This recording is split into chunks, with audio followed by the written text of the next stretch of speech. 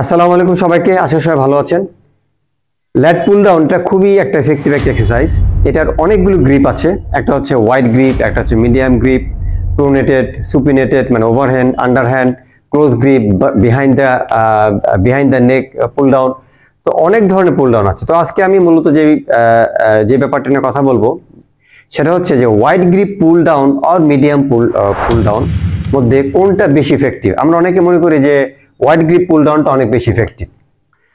তো আমি যেটা বলছিলাম যে ওয়াইড গ্রিপ পুল ডাউন এবং মিডিয়াম গ্রিপ পুল ডাউনের মধ্যে পার্থক্যটা কি।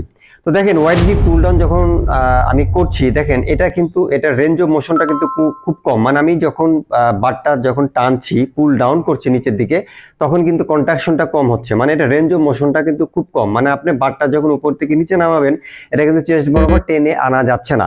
এতে অসুবিধা কি হচ্ছে? আপনার মাসেল কন্ট্রাকশন কম হচ্ছে ফার্স্ট। সেকেন্ড হচ্ছে আপনার মাসেল স্ট্রেচিংটা কম হচ্ছে।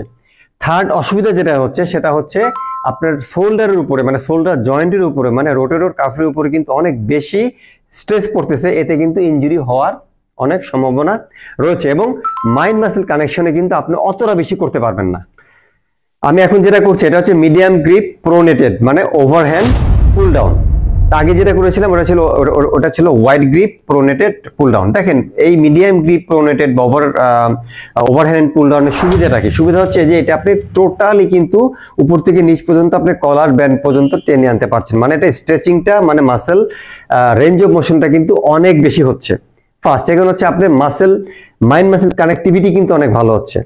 থার্ড হচ্ছে আপনার শোল্ডার উপরে কিন্তু অনেকটা চাপটা কম পড়ছে। কারণ হচ্ছে যে আমরা যখন ওয়াইড গ্রিপ করছিলাম, ওয়াইড গ্রিপে কিন্তু আমাদের যে এলবোটা কিন্তু অনেক বাইরে ছিল, আমাদের শরীরের বাইরে ছিল, বিধায় ওখানে কিন্তু আপনার শোল্ডার জয়েন্টের উপর স্ট্রেস বেশি পড়ছিল। কিন্তু মিডিয়াম গ্রিপে দেখেন আমাদের হাতটা কিন্তু একটু এলবোটা কিন্তু একটু ভিতরে থাকে, ফলে আপনার শোল্ডারের উপরে কিন্তু চাপটা কিন্তু অনেকটাই কম পড়বে এবং আপনার মাসেল অ্যাক্টিভেশন অনেক বেশি হবে।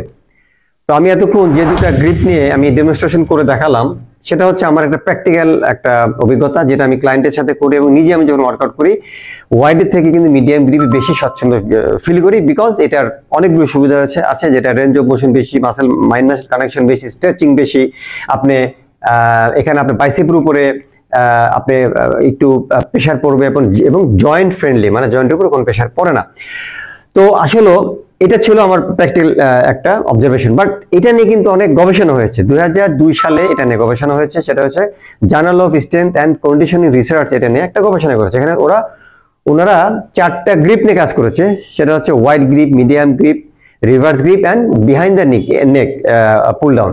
এই 4টা নিয়ে তারা গবেষণা করেছে এবং গবেষণা করে দেখা গিয়েছে যে মিডিয়াম গ্রিপ হচ্ছে বেস্ট রেজাল্ট আসে।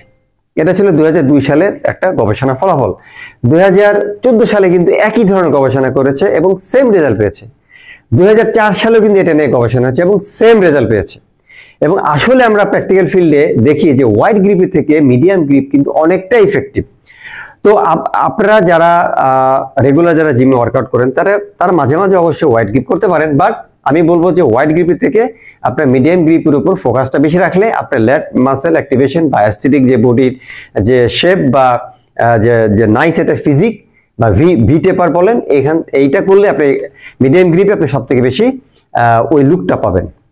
সব ভালো থাকবেন এবং সবাই এই ল্যাট পুল ডাউনে ওয়াইড এবং মিডিয়াম গ্রিপ করবেন, করে আমাদের কমেন্ট বক্সে জানাবেন আসলে কোনটা আপনার জন্য এফেক্টিভ হচ্ছে।